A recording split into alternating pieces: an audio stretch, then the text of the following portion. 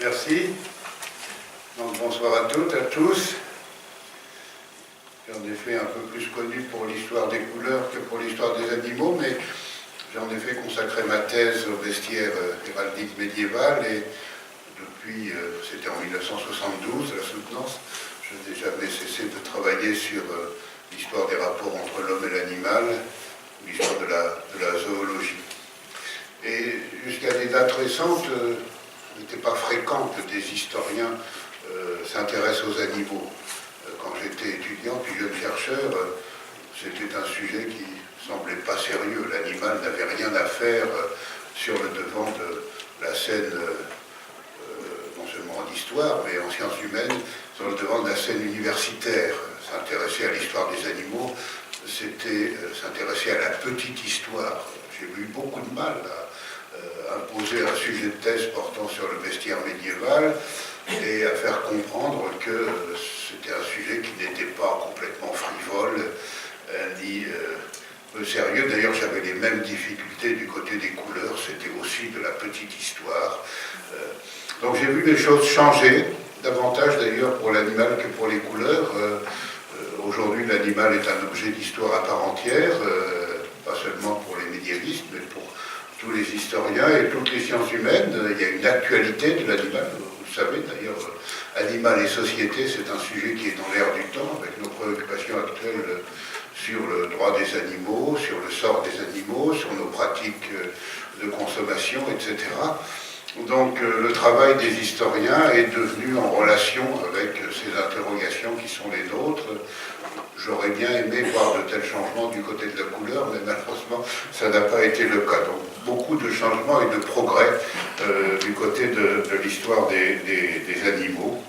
Il y a comme ça, en histoire, des sujets qui étaient jugés pas très sérieux autrefois, qui aujourd'hui sont des sujets carrefour.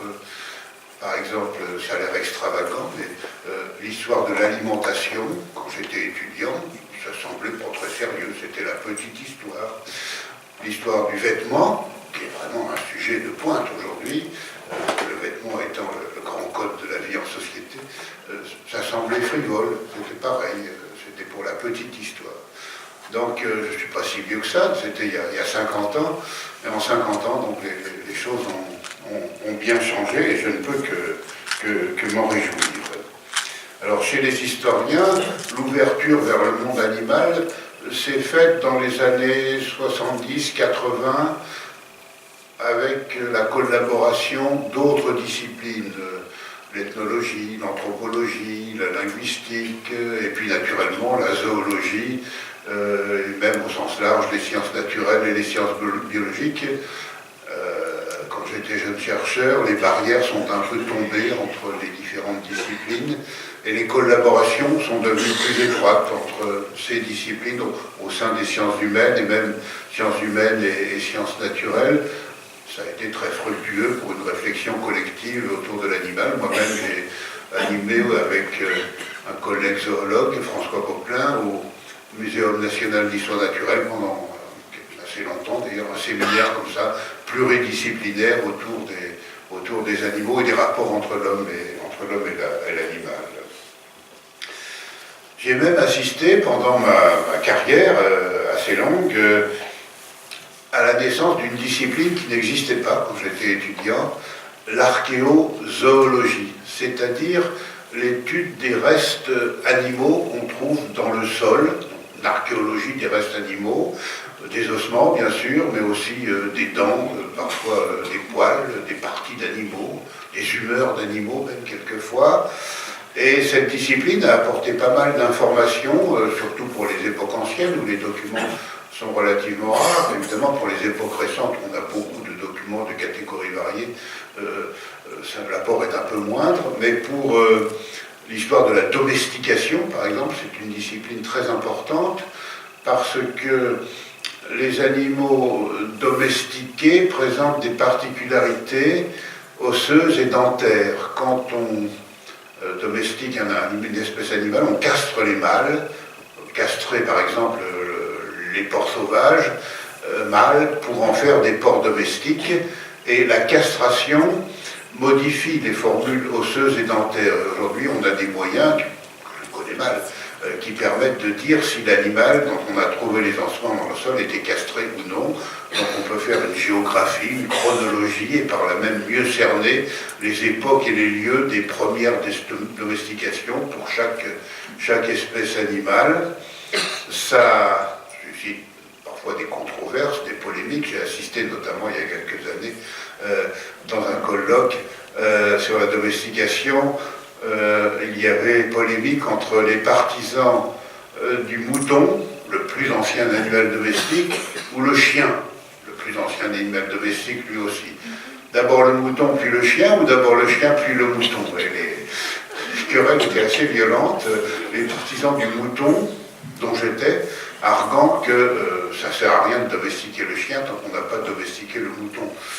Et puis quelqu'un s'est dressé au fond de la salle et a souligné que ça n'était ni le mouton ni le chien le plus ancien animal domestique, mais l'abeille, qui a été en effet domestiquée beaucoup plus tôt, mais qui n'est qu'un animal semi-domestique.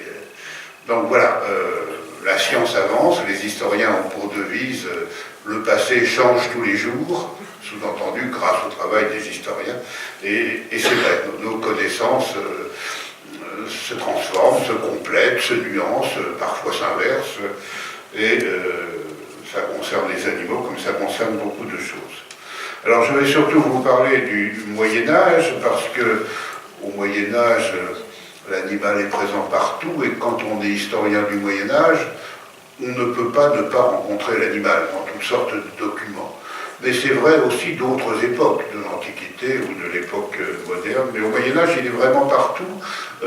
Dans tous les problèmes que se posent l'historien, il y a d'abord toutes les questions de culture matérielle, de vie quotidienne, d'élevage, d'alimentation, de produits qu'on retire des animaux, d'animaux qui travaillent. Il y a des animaux qui travaillent au Moyen-Âge, pas seulement les chevaux, les ânes, les mulets, mais aussi les bovins, surtout les bovins qui tirent la charrue, qui foulent le grain, les cochons travaillent. Le Moyen-Âge a inventé la brouette, inconnue de l'Antiquité. Elle apparaît dans le courant du XIIIe siècle, et la brouette, on ne s'en sert pas comme nous aujourd'hui. Ce sont les chiens ou les cochons qui tirent la brouette. C'est une sorte d'attelage de petite taille. Bon, ça, c'est tout un ensemble de problèmes et de documents. Il y a ensuite les questions qui touchent au savoir sur les animaux. L'histoire des savoirs, c'est une histoire en perpétuelle mutation. Donc c'est un gros morceau également, parce qu'on écrit beaucoup sur les animaux au Moyen-Âge, des ouvrages de géologie, des encyclopédies, des bestiaires qui parlent plutôt de la symbolique des animaux. Et ça, c'est le troisième dossier, l'imaginaire, la symbolique, les représentations, les superstitions, les systèmes de valeurs. Donc trois grands ensembles, liés entre eux bien sûr, qui concernent toutes les catégories de documents.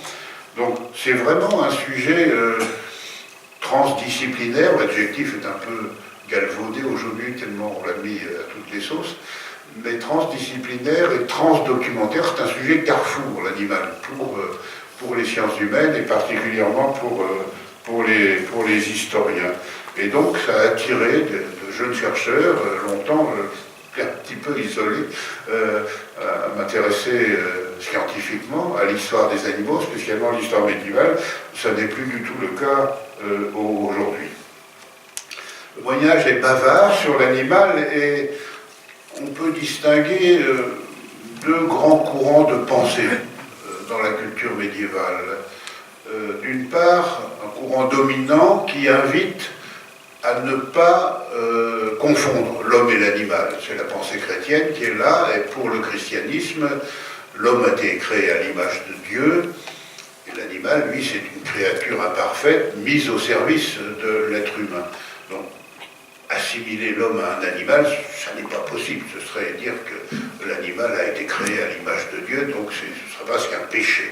Donc ça, c'est le courant dominant, ne pas confondre l'homme et l'animal, ce qui conduit à en parler tout le temps, à multiplier les comparaisons pour inviter à ne pas faire cette confusion. Et puis l'autre courant, qui est plus discret, mais qui traverse tout le Moyen-Âge, c'est celui, au fond, hérité d'Aristote, l'idée d'une communauté des êtres vivants, une idée qui nous est familière à nous modernes, qui est hérité de la Grèce antique, mais qui est relayé par le christianisme, au sein du christianisme, par quelqu'un d'important, par saint Paul, qui, dans plusieurs textes, mais notamment dans l'Épître aux Romains, souligne que les animaux sont enfants de Dieu et que le jour du jugement dernier, ils seront libérés de la servitude, c'est l'expression même de l'Épître aux Romains, et entreront librement dans la maison des enfants de Dieu, c'est le texte même de saint Paul. Alors, ça fait réfléchir les théologiens, ça permet de se poser beaucoup de questions. À l'université de Paris, par exemple, au XIIIe siècle, on se demande si les animaux ressuscitent après la mort. Si oui, où est-ce qu'ils vont? Est-ce qu'ils vont en enfer et au paradis comme les humains? Est-ce que c'est le même enfer et le même paradis que les hommes et les femmes?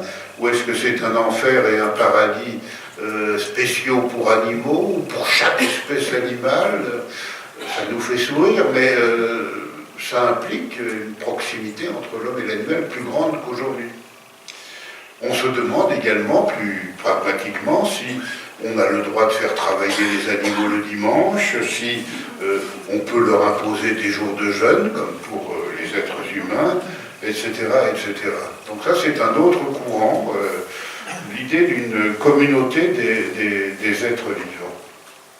Donc abondance de documents, abondance de dossiers, abondance de questions que l'on s'oppose au Moyen-Âge. Donc pour l'historien, ça fait évidemment des matériaux. Le principal danger, c'est celui de l'anachronisme, comme toujours, mais ici il est très très fort. Sur ces questions, l'historien ne peut pas projeter dans le passé, comme ça, sans précaution aucune, nos savoirs d'aujourd'hui, nos sensibilités d'aujourd'hui, nos morales d'aujourd'hui. Ce n'étaient pas celles et ceux des sociétés qui nous ont précédés, et ce ne seront pas celles et ceux des sociétés qui vont nous suivre. Cette idée qui était assez simple quand j'étais étudiant ou jeune chercheur, ce danger d'anachronisme et de ne pas projeter dans le passé nos savoirs et nos sensibilités, et nos morales encore plus, aujourd'hui est en train de disparaître, et en historien ça m'inquiète un peu. Il y a cette façon de juger le passé à l'aune des valeurs du présent, ça se répand. Alors le passé récent encore, d'accord, mais un passé très lointain, ça n'a aucun sens, bien sûr. Je connais des universités américaines où on n'étudie plus Platon, parce que Platon parle des esclaves et il ne dénonce pas l'esclavage, comme si Platon était de notre temps et pas de son temps à lui. Et ça se répand, cette façon de faire, et ça concerne aussi les connaissances. On se moque des connaissances de nos ancêtres, parce que ce n'étaient pas les mêmes que les nôtres, et ils se trompaient, naturellement, puisque nous avons raison. Moi, je suis historien, et je sais bien que ce que croient les plus grands zoologues aujourd'hui, ou les plus grands éthologues ou biologistes, concernant les animaux, ça fera sourire, ça fera peut-être même rire aux larmes, les grands zoologues dans 5, 6, 10 siècles, bien sûr. Ne peut pas en être autrement, ça a toujours été comme ça. Donc il y a ce relativisme culturel qu'il faut complètement garder à l'esprit. Alors concernant les savoirs, il y a des notions qui nous sont familières et qui évidemment étaient inconnues au Moyen-Âge. Mammifère, par exemple, c'est une notion qui émerge au XVIIIe siècle. Elle va servir à faire des classifications au sein du monde animal, mais on n'en trouve guère le trace auparavant. La notion d'insecte, c'est pareil, inconnu au Moyen-Âge. Ça émerge lentement à la fin du XVIe, au début du XVIIe siècle. D'ailleurs, ça va donner naissance à une branche particulière de la zoologie, l'entomologie. Cette branche, d'ailleurs, est née en même temps qu'on a inventé le microscope, qui a permis, vers 1600, d'étudier le très petit, donc les insectes. Donc, faisons attention, quand on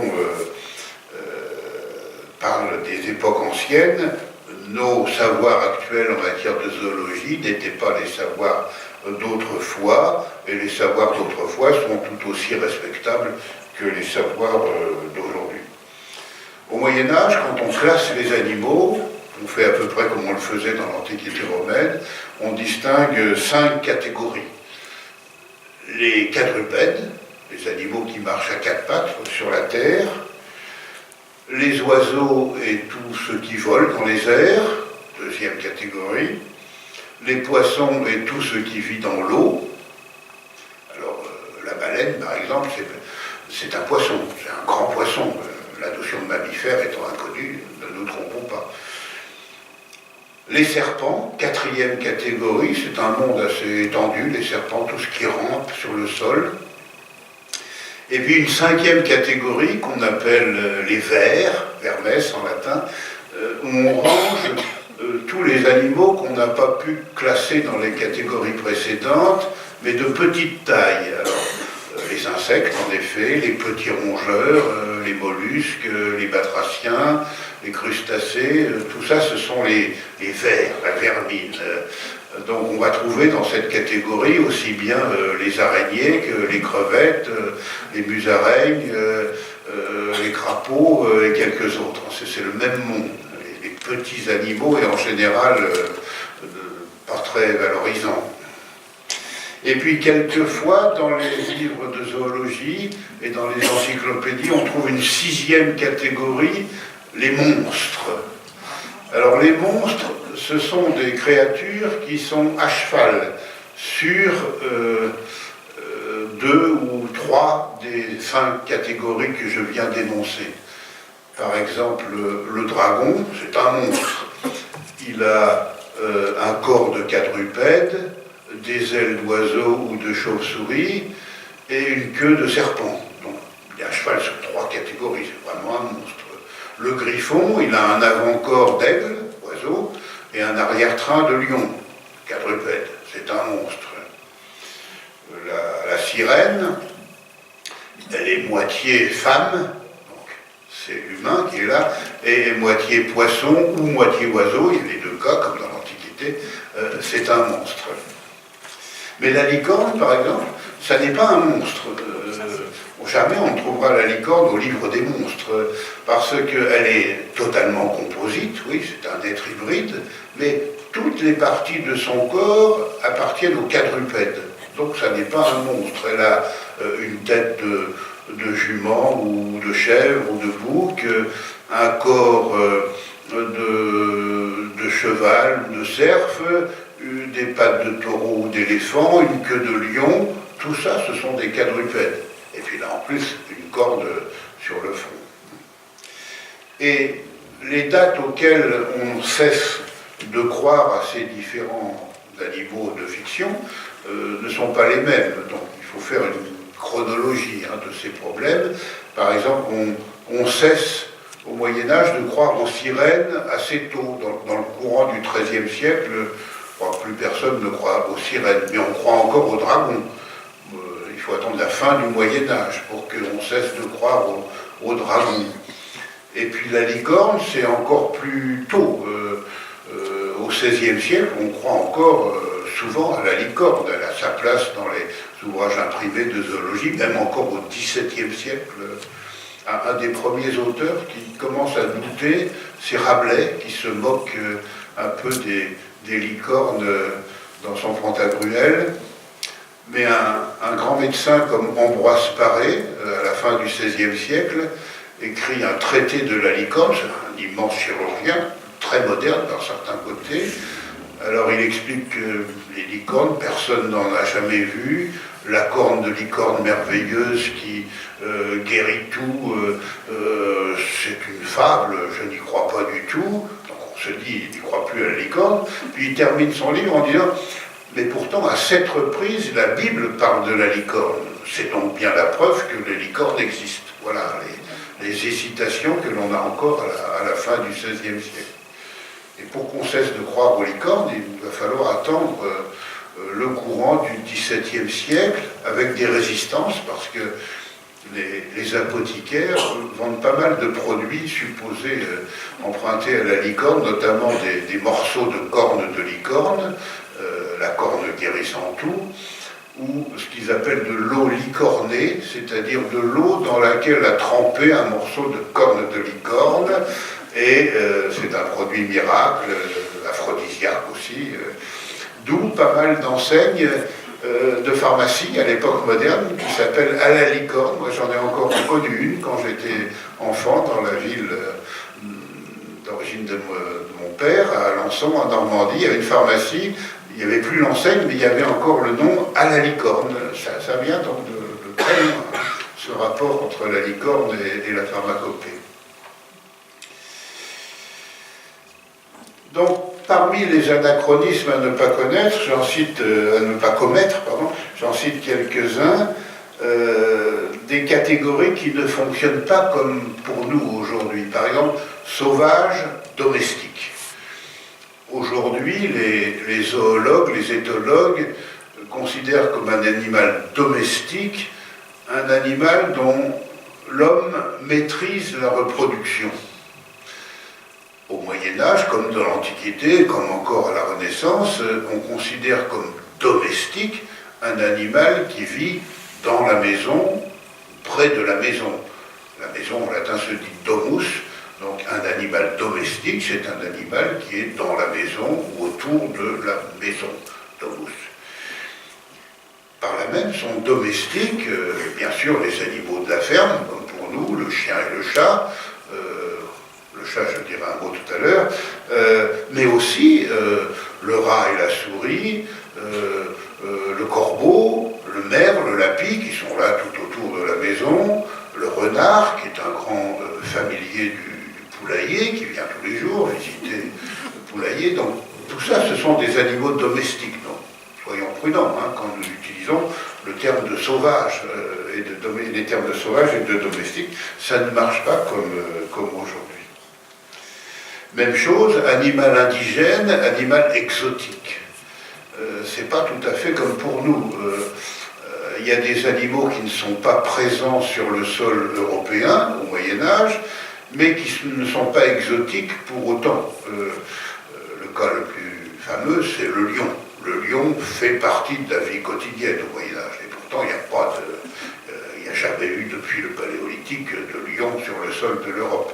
Mais d'abord, il y a occasion assez fréquente de voir des lions. Il y a des montreurs de lions qui se déplacent de foire en foire et de marché en marché. Donc, même un paysan peut voir un lion vivant.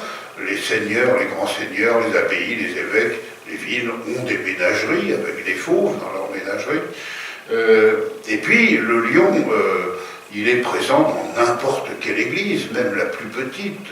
Il est peint, il est sculpté, il est raconté, il est commenté. La Bible est pleine de lions. Donc, pendant le sermon, le prêtre parle des lions à titre de métaphore ou de comparaison. Donc, il fait pleinement partie de l'imaginaire quotidien. L'éléphant, un peu moins. On connaît assez bien l'éléphant au Moyen-Âge. On peut en voir exceptionnellement des vivants. Mais quand même, c'est pas le lion. Mais il y a quelques éléphants célèbres. Celui de Charlemagne a vraiment existé. C'est un cadeau d'un sultan du Levant. Il a vraiment vécu. Il a vraiment été à Aix-la-Chapelle. Il s'est vraiment noyé dans le Rhin. Mais on connaît encore mieux l'éléphant de Saint-Louis. Quand Saint-Louis est revenu de sa première croisade en 1254, le sultan d'Égypte lui a offert un éléphant. Il en a offert un autre au roi d'Angleterre, mais celui destiné au roi d'Angleterre s'est noyé pendant la traversée de la Méditerranée. Mais l'autre est arrivé à Paris à l'automne 1254, et Saint-Louis, qui d'un point de vue général n'aime pas du tout les animaux, s'est empressé d'offrir l'éléphant, le sien, à son beau-frère, le roi d'Angleterre, qui avait perdu le sien.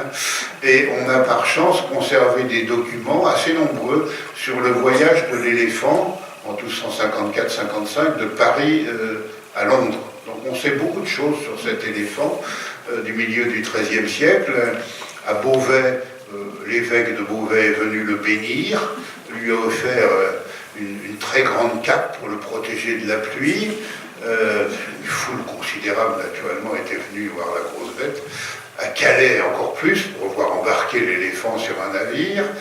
Et arrivé à Londres, les bourgeois de Londres, émerveillés, ont dit qu'ils allaient payer la nourriture de l'éléphant, et une maison, on lui a construit une maison à côté de la tour de Londres.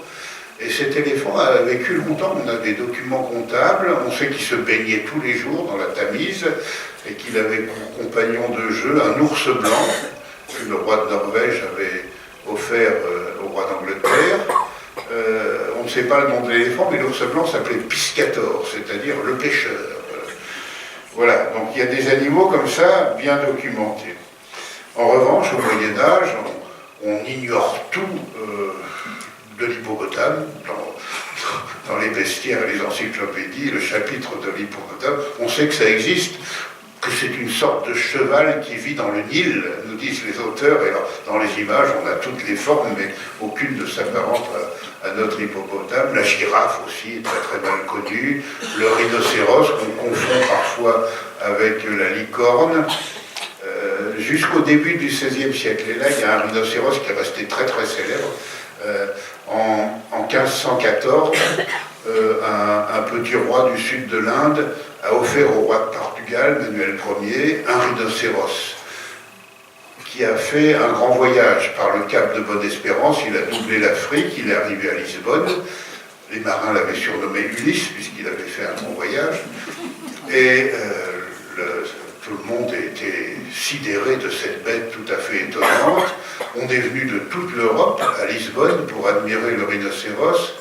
Et Dürer, l'immense artiste allemand, qui vivait à Nuremberg, n'a pas fait le voyage lui-même, mais il a envoyé quelqu'un faire des dessins, des croquis du rhinocéros, et c'est devenu le fameux rhinocéros gravé par Dürer, qu'on voit absolument partout ce genre de gravure, c'est celui du roi Manuel Ier de Portugal. Et le roi d'ailleurs s'est demandé, enfin son entourage, est-ce que le rhinocéros est le plus fort de tous les animaux? Alors on a décidé sur une place de Lisbonne d'organiser un combat entre le rhinocéros et l'éléphant que Manuel Ier avait dans sa ménagerie. Et l'éléphant devait être fatigué, ce jour-là il a refusé le combat, donc tout le monde s'est dit, il a peur du rhinocéros, c'est donc que le rhinocéros est l'animal le plus fort de tous les animaux. Et à cause de ce combat refusé par l'éléphant, pendant un siècle et demi, dans tous les ouvrages de zoologie, on nous explique que le plus fort de tous les animaux, c'est le rhinocéros. Jusqu'en plein XVIIIe siècle, on dit ça. Et le roi de Portugal s'est dit qu'il ne pouvait pas garder pour lui une créature aussi admirable. Il a décidé de l'offrir au pape. Et alors voilà le rhinocéros qui remonte sur un navire, nouveau voyage par le détroit de Gibraltar, escale à Marseille en 1516. François Ier et toute la cour de France descendent à Marseille pour voir le rhinocéros, c'est quand même un curiosum. Ça dure un mois, hein, le séjour de la cour de France à Marseille avec l'étranger. On continue de le peindre, de l'admirer, d'en faire des croquis. Et puis le bateau repart, mais le pape n'a jamais reçu son cadeau parce qu'au large de Gênes, le bateau a coulé et le rhinocéros avec. C'était le premier qu'on voyait en Europe depuis l'Antiquité romaine. Les Romains faisaient, pour les Jeux du cirque, venir d'Afrique des rhinocéros qu'ils faisaient combattre contre des ours et contre des lions. Les Romains se posaient déjà la question quel est le plus fort de tous les animaux. Ils étaient arrivés à la conclusion que c'est ou le lion ou l'ours, et ils organisaient des combats ours contre lion, et ça donnait toujours un résultat qu'on appellerait nous aujourd'hui match nul. Voilà. Donc indigène exotique, des termes à manier avec précaution si on ne veut pas être anachronique. Mais il y en a d'autres, réels, imaginaires. C'est pareil, hein, la frontière n'est pas là où nous la posons aujourd'hui. Je vous ai expliqué le cas de la sirène, du dragon, de la licorne, on pourrait ajouter le griffon, le phénix, le basilic. Ce sont des animaux bien réels jusqu'à certaines dates, qui ne sont pas les mêmes pour pour chacune de ces espèces. Et puis il y a les croyances, selon les catégories sociales, elles cessent à des dates différentes. Et puis il y a les manuels et traités de zoologie. Jusqu'à quelle date ces animaux de fiction ont-ils un chapitre dans le manuel de zoologie? C'est un bon document pour l'historien. Il doit lire évidemment ce qu'on raconte. Et on s'aperçoit que jusqu'en plein XVIIe siècle, il y a encore un chapitre sur le dragon ou la licorne, mais que les auteurs soulignent que ce sont sans doute des animaux qui n'existent pas, mais que les auteurs anciens en parlent, alors qu'on leur consacre un chapitre quand même. Voilà. Donc, des nuances à apporter. Et puis, quand on est historien du Moyen-Âge, il faut se souvenir que le Moyen-Âge, ça dure 1000 ans. Donc, c'est long. Et il faut périodiser. Les savoirs, les sensibilités évoluent pendant un millénaire. Et ça concerne certains animaux. Par exemple, le chat. Le chat, dans l'Antiquité, au Moyen-Âge, en Europe, pendant très longtemps, c'est une créature diabolique. C'est un animal qui voit dans les ténèbres, qui vit en partie la nuit. C'est un grand péché pour le Moyen-Âge chrétien. La nuit, on doit dormir. Et donc, on le met dans le bestiaire du diable. On s'en méfie. Il n'a pas le droit d'entrer dans les maisons. Et ce regard porté sur le chat change assez rapidement au milieu du XIVe siècle. Au milieu du XIVe siècle, il y a un événement affreux, la peste noire, la grande peste, 1345-1350, qui en 5 ans fait périr plus d'un tiers de la population européenne. C'est considérable. Et les contemporains, au XIVe siècle, ont eu plus ou moins l'idée que les rats étaient probablement les agents propagateurs de l'épidémie, et ils se sont demandé si, pour chasser les rats, est-ce que les chats ne seraient pas plus efficaces que les belettes qu'on utilisait jusque-là. En effet, depuis l'Antiquité grecque et romaine, on utilisait dans les maisons des belettes plus ou moins apprivoisées pour chasser les souris et les rats. Elles étaient efficaces contre les souris, assez peu contre les rats. Donc on fait l'essai avec les chats après la grande peste, et on s'aperçoit qu'en effet les chats sont plus efficaces que les belettes. Et alors le regard sur le chat change en 2-3 générations, ça devient le fidèle compagnon que nous connaissons aujourd'hui. Et au XVe siècle, on voit des images où il y a déjà des chats qui se chauffent au coin du feu. Le discours sur le chat devient différent. Au XVIe siècle, quand on lit Montaigne nous parler de ses chattes, on a l'impression d'un texte qui pourrait avoir été écrit la semaine dernière, tellement il y a une familiarité entre Montaigne et cet animal. Voilà, un changement rapide à partir du milieu du XIVe siècle. Le chien, c'est le contraire. Le regard sur le chien change au fil du temps, mais lentement, très lentement. Dans l'Antiquité, on n'aime pas les chiens. C'est un animal impur, surtout tout autour du bassin méditerranéen. C'est encore le cas aujourd'hui d'ailleurs. Le chien est vraiment un animal très sale, très infidèle, pas du tout fidèle, et on n'aime guère les chiens. Et puis, progressivement, au Moyen-Âge, ils se revalorisent. D'abord les chiens de chasse, puis les chiens de berger, puis d'autres catégories de chiens, avant de devenir un animal de compagnie. Cette revalorisation est assez lente, et comme le chien, comme tous les animaux, a à la fois des vices et des vertus, comme il se revalorise, il faut diminuer ses vices. Alors on lui en enlève quelques-uns, des vices réels ou supposés, et notamment la symbolique animale entre le 15e et le 17e siècle fait quelque chose d'assez inouï. Le chien, c'était l'animal sexuel par excellence, l'animal lubrique, l'animal symbole de luxure. Et bien, la symbolique animale, en 2-3 siècles, déverse sur le cochon cette idée de luxure. Le cochon qui n'y était pour rien. Il avait beaucoup de vices lui aussi, mais pas la luxure. Il avait la saleté, il avait la gloutonnerie, des impuretés sous toutes les formes. On disait que il ne regarde jamais vers le ciel, mais toujours vers le sol, donc c'est un ennemi de Dieu, tout ce que vous voulez. Mais la sexualité, c'était pas son truc. Et on lui met dessus ce vice qui était typique du chien. Et en faisant un jeu de mots, on peut dire qu'à partir du XVIIe siècle, le cochon en Europe commence à faire des cochonneries.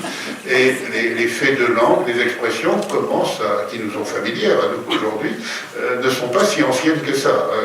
Le cochon devient un animal sexuel, d'où les expressions, faire des cochonneries, vieux cochon, etc. Mais balance ton porc, les anciens auraient dit balance ton chien, comme ça, à tous les coups. Voilà, le type d'information qui nous fait sourire, mais c'est un fait culturel quand même de grande importance. Je prends un troisième exemple, l'écureuil. L'écureuil, pour nous, c'est un animal tout à fait sympathique, agréable à regarder. Le Moyen-Âge déteste l'écureuil. C'est le singe de la forêt, comme nous disent les bestiaires. On lui trouve beaucoup de vices à lui encore. Un catalogue qui souligne il est paresseux, il dort une partie de l'année. Il est lubrique lui aussi, parce que les écureuils passent leur temps à se cajoler entre congénères. Il est avaricieux, parce qu'il stocke des noisettes beaucoup plus qu'il n'a besoin. C'est typique de l'avarice et de la cupidité. Et il est stupide parce qu'il n'arrive pas à retrouver les noisettes qu'il a cachées. Et quand j'étais, ça va vous faire rire, mais c'est une histoire vraie, quand j'étais tout jeune chercheur, la revue des caisses d'épargne m'avait demandé un article sur la symbolique de l'écureuil parce que c'est l'emblème des caisses d'épargne. Et j'étais allé raconter tout ça, qu'il était paresseux, avaricieux, lubrique et surtout stupide, qu'il n'arrivait pas à retrouver les noisettes qu'il avait mises en sécurité à la caisse d'épargne. Mon article n'a pas plu. Il n'a pas été publié.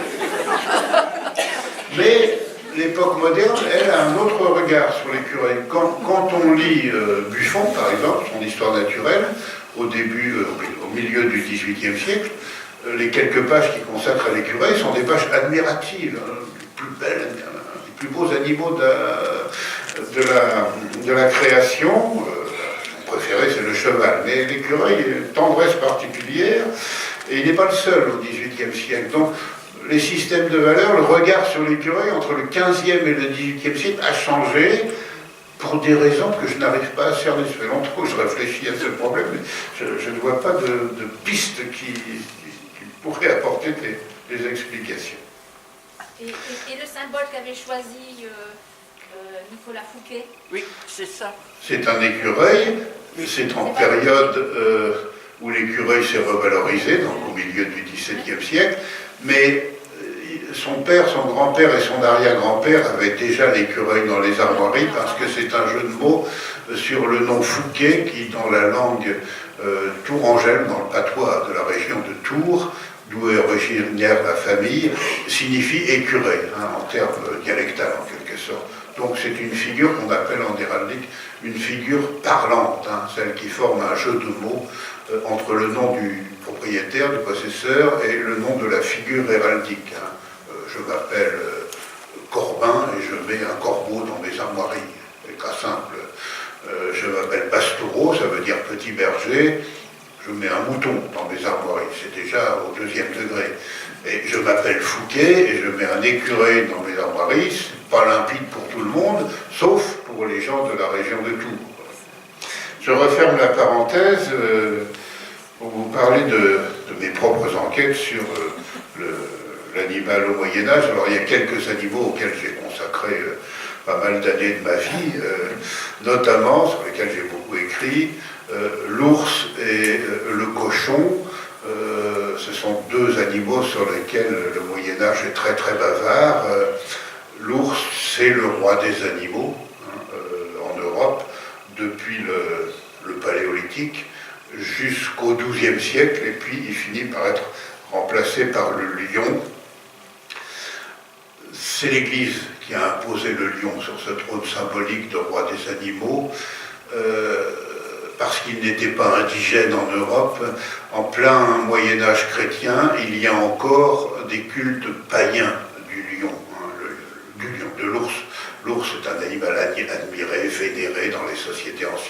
classique, dans les mythologies, d'un hymne à l'ours. En plein christianisme, il y a des reliquats païens qu'il faut éradiquer. Alors l'Église utilise toutes sortes de moyens pour éradiquer ces cultes païens de l'ours. Et une des façons de l'éliminer, c'est de ne plus en faire le roi des animaux, du point de vue symbolique et culturel, d'installer le lion sur ce trône. Ça a pris 6 ou 7 siècles, mais l'affaire est entendue au XIIe siècle. Le lion, qui est le roi des animaux dans d'autres cultures, africaines et asiatiques, n'est pas dangereux parce qu'il n'est pas présent physiquement, et c'est un animal dont on parle par l'écrit. Les textes grecs et romains, la Bible, les textes écrits, ça se contrôle très facilement, ça se manipule comme on veut pour l'Église. L'ours, c'est l'animal des traditions orales, du folklore. Tout ça, c'est très dangereux parce que c'est à peu près incontrôlable. Donc il vaut mieux le lion que l'ours. D'ailleurs, j'ai réfléchi à quels étaient les rois des animaux dans les différentes sociétés de la planète. Et puis, il n'y en a que 4. En Europe, l'ours, puis le lion. En Afrique et en Asie, ou le lion ou l'éléphant. Et en Amérique, aussi bien au nord qu'au sud, l'aigle. 4. Et alors, je me dis, mais qu'est-ce qu'ils ont en commun, ces 4 animaux? Et au bout de ces longues années, j'ai fini par comprendre, en fait, ces animaux sont invincibles par un autre animal. En effet, aucune créature ne peut vaincre un lion ou un ours, puisqu'ils font match nul quand ils combattent ensemble, ni un éléphant. Il n'y a que l'être humain qui est prédateur de ces espèces, pareil pour l'aigle. Donc, le roi des animaux, le plus souvent, dans telle ou telle culture, c'est le plus fort des animaux. Ça explique pourquoi, d'ailleurs, en Europe, pendant le très haut Moyen-Âge, païens puis chrétiens, les guerriers, avant de partir au combat, surtout dans le monde germanique et scandinave, s'investissent des forces de l'ours en revêtant des peaux d'ours, en buvant du sang d'ours, en mangeant de la chair de l'ours, ou deviennent ours en quelque sorte, avant de partir au combat. Pour l'Église, c'est effroyable tous ces comportements. D'autant qu'il y a des légendes qui ont la vie longue, des superstitions, notamment celles que les ours mâles sont attirés par les jeunes filles et par les jeunes femmes, qu'ils enlèvent, qu'ils violent. Ça donne des êtres mi-hommes, mi-ours, qui sont des créatures invincibles, des fondateurs de dynasties. Au XIIe siècle encore, les rois de Norvège et de Danemark se font faire des généalogies avec tout en haut pour ancêtre un fils d'ours, c'est-à-dire un être né d'une femme mais qui a été violé par un ours. Ils sont très fiers de tels ancêtres. L'Église, c'est effroyable. Et ces histoires vont durer longtemps, puis après devenir folklorique ou littéraire. Je vous invite à lire ce que moi je considère comme la plus belle nouvelle de la littérature française, une des plus belles, de Prosper Mérimée, une nouvelle qui s'appelle Lotis, écrite dans les années 1867-68, donc à la fin du Second Empire. Mérimée raconte comment en Lituanie, dans une zone lointaine et forestière, la veille de son mariage, une jeune femme a été enlevée par un ours et conduite au cœur de la forêt. On ne nous dit pas ce qui s'est passé, mais elle réapparaît 3 jours plus tard. Le mariage peut avoir lieu, et puis 9 mois plus tard, elle accouche d'un bébé qui a l'air tout à fait normal. Et puis le bébé grandit, ça devient un enfant un peu bizarre, puis un jeune adulte encore plus bizarre, le comte Michel, et ça finit très mal. Vous découvrirez la fin de l'histoire qui est absolument terrifiante. C'est un texte magnifique, absolument magnifique. Donc j'ai beaucoup travaillé sur l'histoire culturelle de l'ours et du cochon.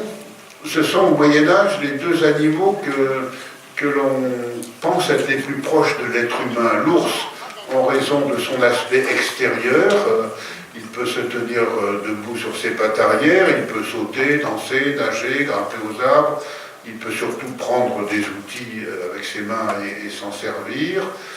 Pas mal d'auteurs soulignent que si on lui enlève sa peau, le cadavre de l'ours ressemble au cadavre de l'homme. Donc c'est l'extérieur qui compte. Le cochon, c'est l'intérieur.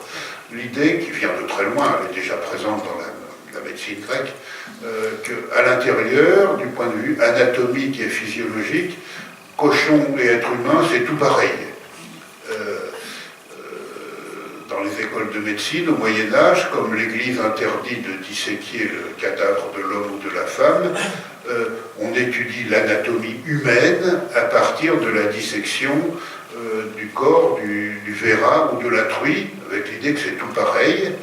Et en effet, c'est tout pareil, ce que confirme pleinement la biologie et la médecine d'aujourd'hui. Hein. C'est pour ça que la médecine contemporaine emprunte tellement de produits au cochon. Pendant longtemps, ça a été l'insuline. Pour les greffes de peau, pour les greffes d'organes, c'est l'animal le plus sollicité, puisque biologiquement, c'est le cousin le plus proche de l'être humain. Je suis d'ailleurs persuadé qu'une bonne partie des tabous qui entourent le porc dans telle ou telle culture viennent de ce cousinage anatomique, physiologique et biologique beaucoup trop grand. Donc il y a une espèce d'attrait, rejet. Manger du porc, c'est être cannibale par certains côtés. Donc ça, le Moyen-Âge le dit très bien, le sait très bien, mais les Grecs et les Romains le disaient déjà. Puis au Moyen-Âge, on ajoute un troisième animal qui ressemble à l'être humain, le singe. Mais là, on précise tout de suite, en fait, le singe ne ressemble pas du tout à l'être humain, mais il est tellement diabolique qu'il fait semblant de lui ressembler. On n'aime pas du tout les singes au Moyen-Âge. Et il faudra attendre le XVIIIe siècle pour qu'il y ait l'idée de ce cousinage. Voilà, les deux vedettes de mon bestiaire en tant qu'historien. La troisième vedette, c'est le corbeau, qui est sans doute l'animal le plus présent dans les mythologies, la symbolique, les croyances, les superstitions. C'est la vedette du bestiaire central européen. Ça fait 50 ans que je travaille sur l'histoire culturelle du corbeau et je suis dans le cas du chercheur qui est écrasé par sa documentation, il a accumulé trop de notes, mais enfin, j'espère un jour écrire quand même cette histoire culturelle du corbeau qui est absolument fascinante. Un animal vénéré dans l'Antiquité païenne, puis rejeté par le christianisme pour toutes sortes de raisons, notamment parce que dans la Bible, c'est le deuxième animal nommé par la Bible, dans l'histoire de l'arche de Noé, il ne revient pas dans l'arche pour prévenir que les eaux du déluge se sont retirées, il préfère se nourrir de cadavres et de charognes. Et donc c'est un grand rejeté, condamné, méprisé, prend sa revanche aujourd'hui parce que dans tous les tests conduits depuis une vingtaine d'années sur l'intelligence animale, le premier de la classe, c'est lui, le corbeau, avant tous les autres. C'est l'animal le plus intelligent, non seulement de tous les oiseaux, mais de tous les animaux, ce que quelques auteurs grecs et romains disaient déjà. C'est déjà ce que dit Pline dans son histoire naturelle. J'ai travaillé aussi sur des thèmes plus transversaux, la chasse bien sûr, les ménageries qui sont pour l'historien des documents passionnants, parce que posséder une ménagerie, c'est toujours un signe de pouvoir pour les rois, les princes, les évêques, les abbayes, les villes. Et quelle est la composition de la ménagerie? C'est très intéressant, il n'y a pas toujours tous les animaux, alors ça change au fil des siècles, et ça nous dit pas mal de choses sur les rapports entre l'homme et l'animal. Même une ménagerie symbolique, hein, comme l'arche de Noé. On a des milliers d'images d'arches de Noé, depuis le christianisme le plus ancien, voire le pré-christianisme, et puis le livre pour enfants aujourd'hui, où on voit des arches de Noé. Et comme l'image n'est jamais très grande, on ne peut pas mettre beaucoup d'animaux dans l'arche de Noé. Quels animaux mettons quand on est artisan, artiste, imagier 8, 10, 12, la Bible ne prononce aucun nom d'espèce. Hein. Tu mettras dans l'arche 2 animaux de chaque espèce, mâle et femelle, c'est tout. Donc les artistes doivent choisir, et ce choix est toujours culturel. Et pour l'historien, du regard culturel porté sur les animaux, c'est un terrain documentaire extraordinaire, hein, y compris le livre pour enfants aujourd'hui, où on voit dans l'Arche de Noé, naturellement, des animaux qu'on ne voyait pas il y a une dizaine ou une quinzaine de siècles, notamment des animaux exotiques. Donc voilà, je m'intéresse aux images portées sur les animaux, images consacrées aux animaux, aux faits de langue et de lexique aussi, qui me disent beaucoup, les proverbes, les expressions, les sens figurés, corbeau par exemple, dans le sens de dénonciateurs, d'auteurs de lettres anonymes. C'est très ancien, ça vient de la vénerie, de la chasse à courre, notamment de la chasse au renard. Et le sens est déjà attesté au XIVe siècle, quand les veneurs poursuivent le renard et qu'ils ont perdu sa trace, ils n'ont qu'à lever les yeux au ciel, parce que le corbeau suit la chasse dans les airs, et malgré lui, il dénonce l'endroit où a filé le renard, d'où le sens figuré. Voilà, je suis très bavard, je ne peux pas tout dire, évidemment, je m'arrête là, et je suis ouvert à toutes vos questions. Merci à tous.